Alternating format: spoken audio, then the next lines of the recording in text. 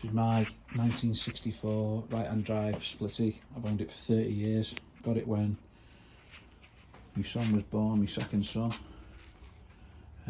That's the old corner. Right mess.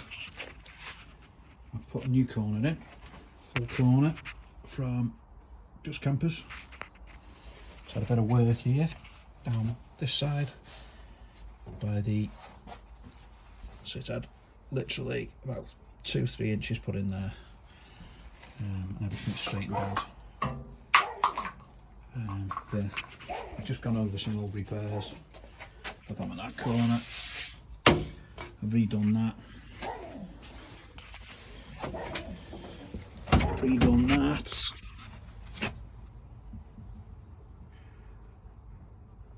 rear quarter, the doors, I'll just rub them down, I haven't done them yet.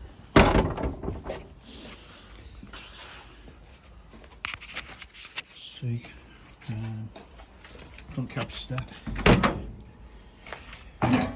that's had a repair in here and a little bit over there. I just started to do that, skimmed it, it's pretty much done. Same with the front panel,